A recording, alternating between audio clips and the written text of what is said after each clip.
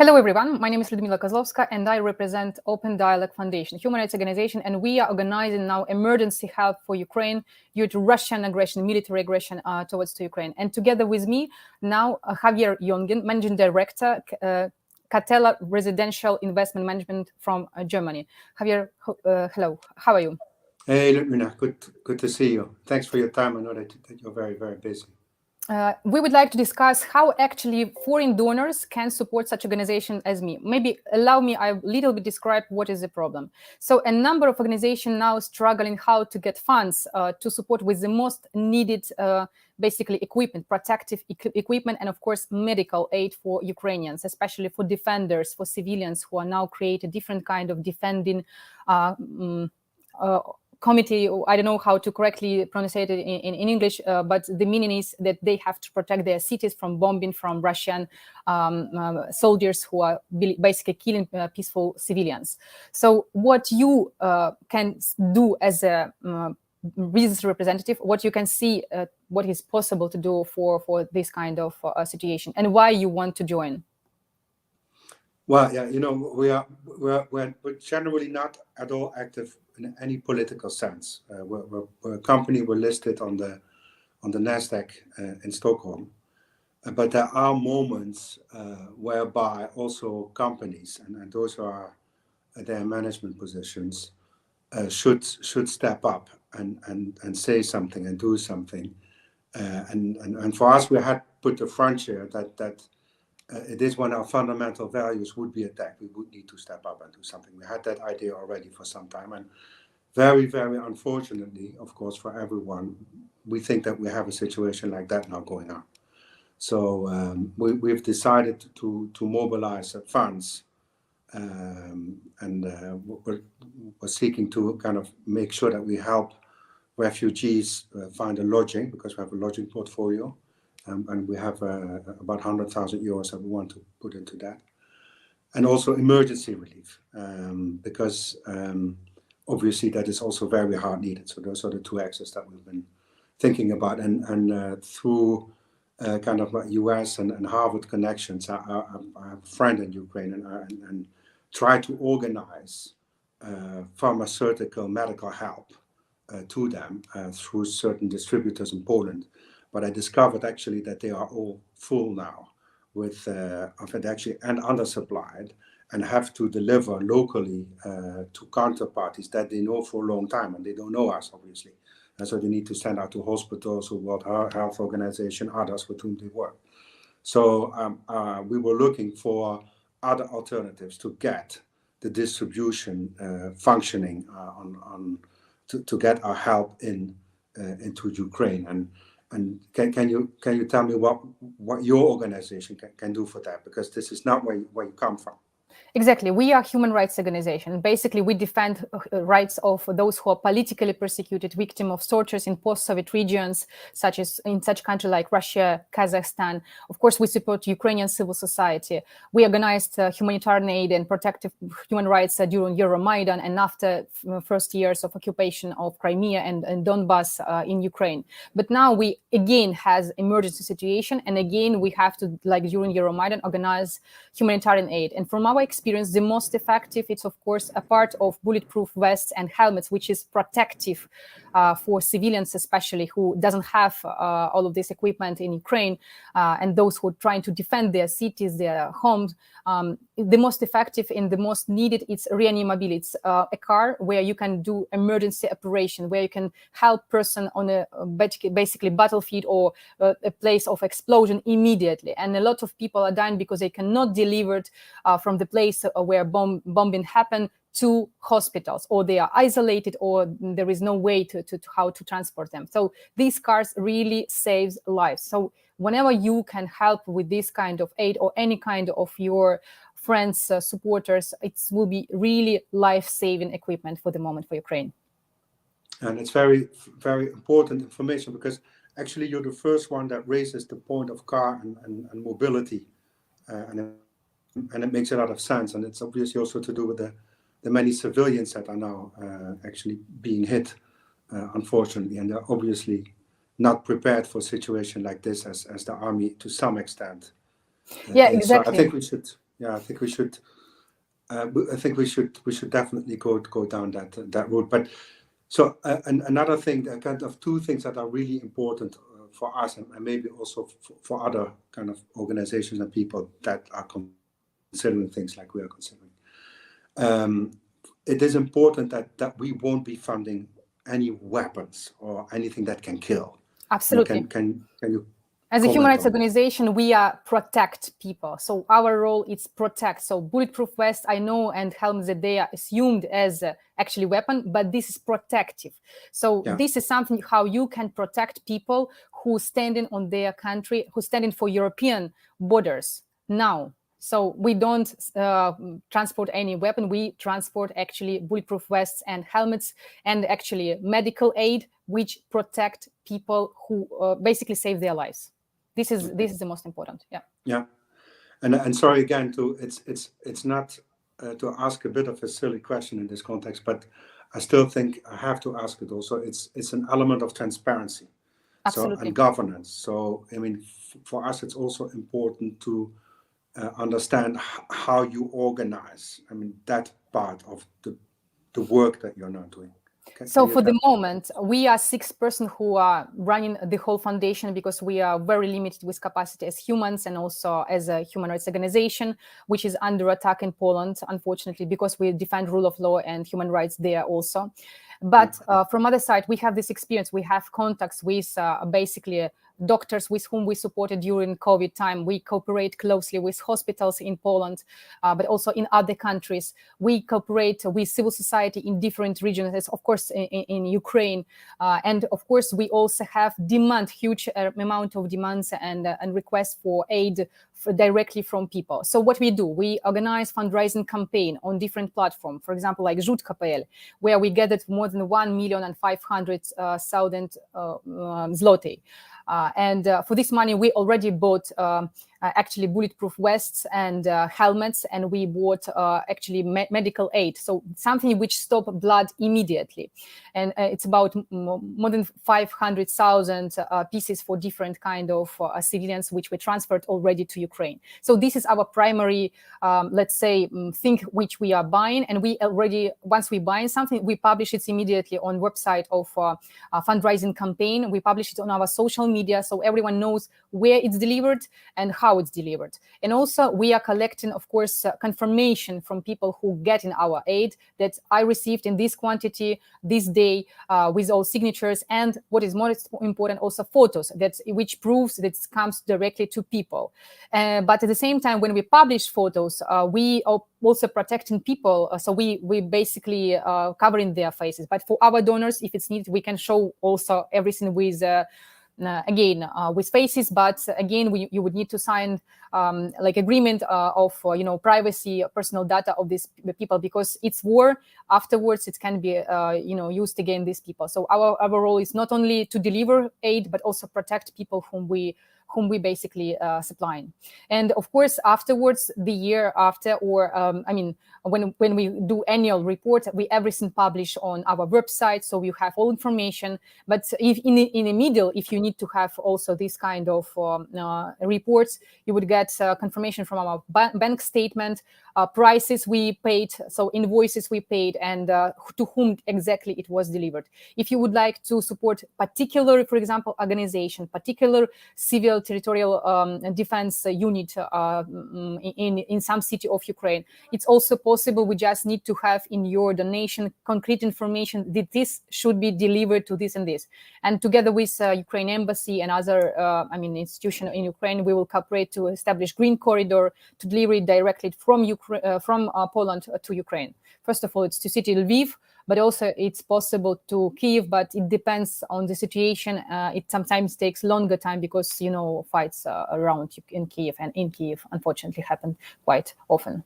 And that sounds very good. And I think you can't do more in these circumstances. And we would definitely, I don't think we would need to ask more in terms of kind of comfort on that side. And it's also not about running a big administration now. We need to get new. No, we don't have we don't have capacity. Honestly, we are doing as a volunteers, and we are struggling as an organization to scale our activity. So whenever also possible, to support also us as humans who basically volunteering now 24 hours per 7 day. I mean, basically, we are doing like really 24 hours because now I am in the US. My colleagues in Brussels, one colleague in Warsaw, and we established like, the whole day support for those who are coming to us, those who are capable to be our donors, or those who are basically struggling to get support. So we are trying to organize it as much as possible. And what else could we or others do then in that respect? So we talked about the medical urgent needs that we can help out with on our side, and we don't have a kind of a fixed idea on what that should be. I mean, I think your idea of the mobile kind of cars that get people emergency cars, to hospital, and emergency cars, and perhaps emergency stopping the bleeding. I think that is definitely something that's yes, it's expensive, but it's really important to have at least some. I know that you are entrepreneur and you cannot buy a lot as a state, but really, if we're capable to save concrete lives, it's already concrete help. So whenever we're capable to collect money to get this equipment and send it to Ukraine, it's already concrete help. Yeah. So I think that's also what we should do. I think that is perfectly fine. And that, again, it's not on us to dictate what we should do. And I think we should adapt also on information that comes from people on the ground. And you are also a grassroots organization. Even if you have a small team, you are there for years, and you are in all the important places. No? We used to be a big organization. We had during Euromaidan we had 60 person, and we were capable to coordinate more than 600 volunteers across the globe. Because as a human rights organization, we had 3 offices in the past. But unfortunately, this situation in Poland, where they basically attacking civil society, who defending rule of law and who defending actually human rights, it's impossible to have donation for for our capacity organization. So we unfortunately we are under attack also for this reason in Poland, and this exhausted a lot our sources. This is the sad reality. Yes, so it's actually, you almost see things building up in a certain direction where democracy has been losing kind of in many places for a considerable amount of time, and probably that's also one of the reasons why we're there, but it's irrelevant for now. Let's see if we can help as much as we can. So what else? I mean, what about overhead? I mean, it's another silly question, but you also need to live, and I think your funding. I know you told me that it actually most of it comes from Ukraine. Exactly. So most of people who actually right? Yes, it's true. We don't take money from people who donate us from Ukraine for the moment. And we collect, as I said, primarily for bulletproof vests and helmets and for medical aid. We don't take this money because it's people who give their last money and with the hope that we are capable, due to our contacts, with supplies of bulletproof vests and helmets, to save lives of their relatives and beloveds. So we don't take this money. What we get from them, we directly pay for invoices and send them to Ukraine. And of course, if any help for foundation, it has to be done on our bank account with a donation for stated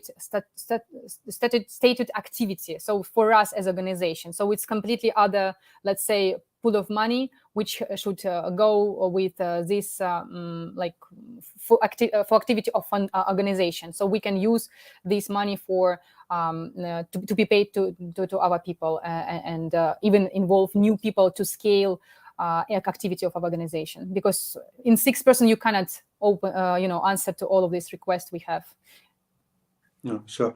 And but then it sounds to me that for let's say Western donors, you should consider having an attribution to your overhead, because that's normal. You have to eat, drink, and get energy yourselves as well, right? So it's very complicated. Once you transparent then about it. Yeah, exactly. But you need to understand that we are absolutely transparent. All our financial reports for all years. You can find in all languages on our website. So you just go to our reports and you would find for all years what we've done during Euromaidan and for Ukraine, for example, if you're interested particularly in Ukraine, but also in other countries, because we work not only in Ukraine, but also Kazakhstan, Moldova, Russia, Poland, Hungary. So this is country where we basically now focus in our human rights activity. And in this case, if you want to apply for funds, it's always around some years where you can find these funds. So you have to fight for it. It's first, then, for example, in some cases, such countries like Poland can block you from funding. And this is what we have in Poland, because a lot of funds are distributed with approval from Ministry of Foreign Affairs of Poland. And if you're in a conflict with this institution, with the state, they, of course, cut off you from any kind of fundings, right? So this is the first problem. The second problem that we now doing as emergency. Normally, we are human rights organization, and actions what we are now doing, we have to stop our project, right? And be transparent with our donors that we are doing completely another work, 24/7 24 hours per 7, right? So and we did it with transparency, that we basically now focus only on Ukraine. So we need to have funds for this activity.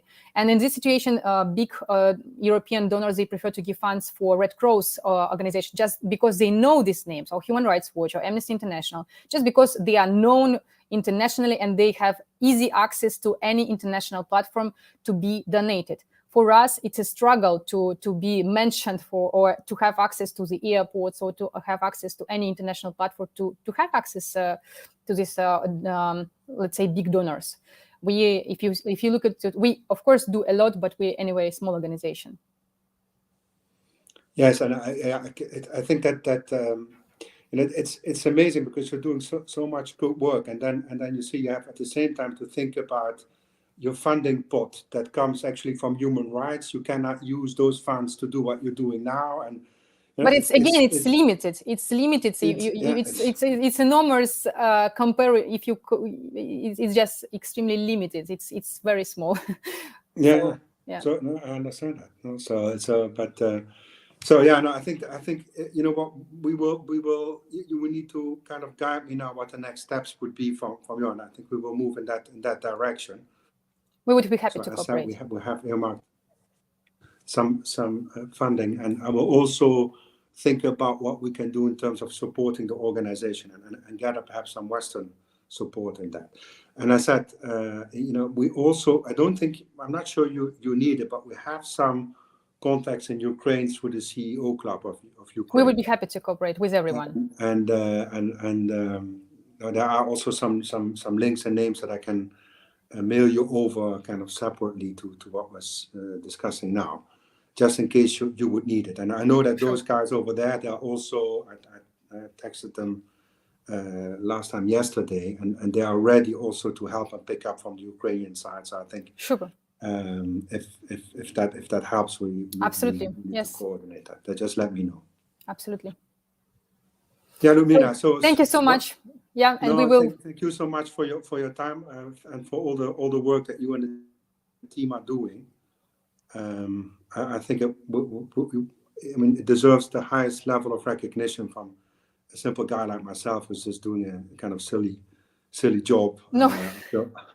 No silly job, no silly question. It's actually normal that it's very good.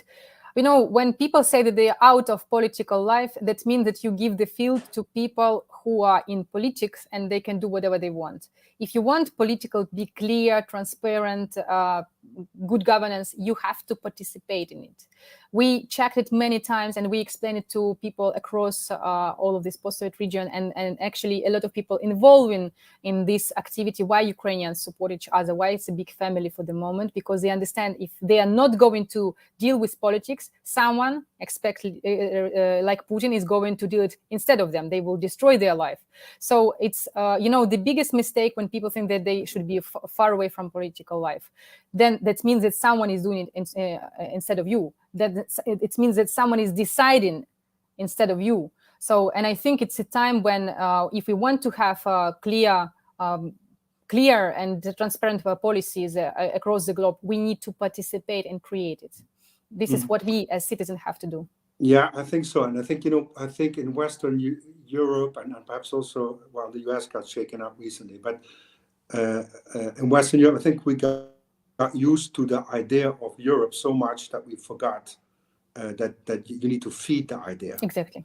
On a daily basis. We forgot a little bit about that. But at the same time, what you're seeing now is, I think, an unprecedented scale of businesses. And when I told you in the beginning, we are not into politics, I didn't mean that as me, as my person.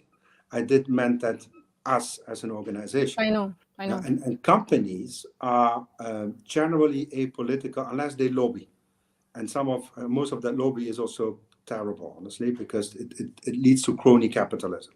They're trying to lobby for rules and that are in favor of them and not in favor of others. So there is this bad air of politics from a corporate perspective, actually. Probably we should mutually disarm. If we want to change this bad side, we need to work on it. We need to create rules which make it more transparent and good for us.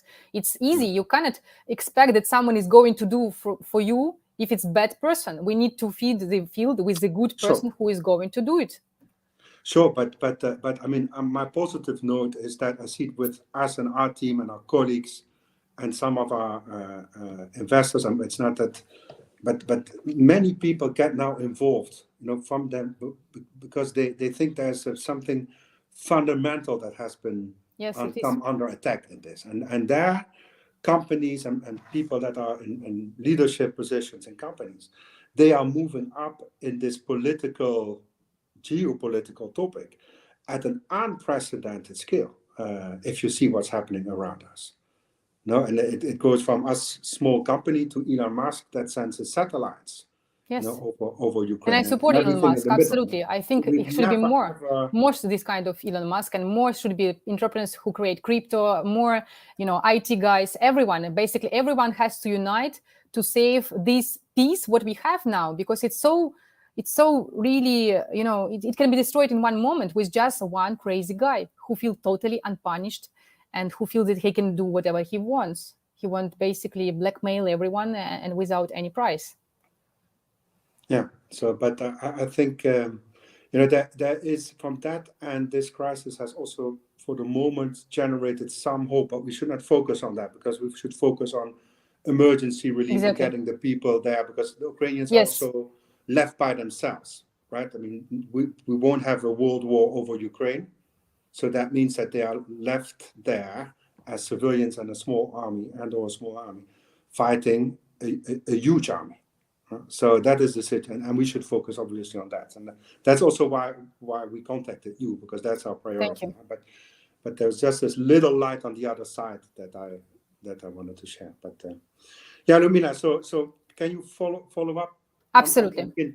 I think I mean, on your website there are the details of absolutely, and I will publish it under this video. So we have all our we collect money via PayPal. We have a bank account where we can send money in Polish zloty, in euro, or USD. So we have also public campaign in Zrzut.pl in Polish zloty. So everything is on our website, but I will of course forward it to you and publish on this video. Yeah. Thank you so much. Thanks again for you and your team. Thank you so much. Thank you. Keep in touch. Bye-bye. A lot of respect. So, see you soon.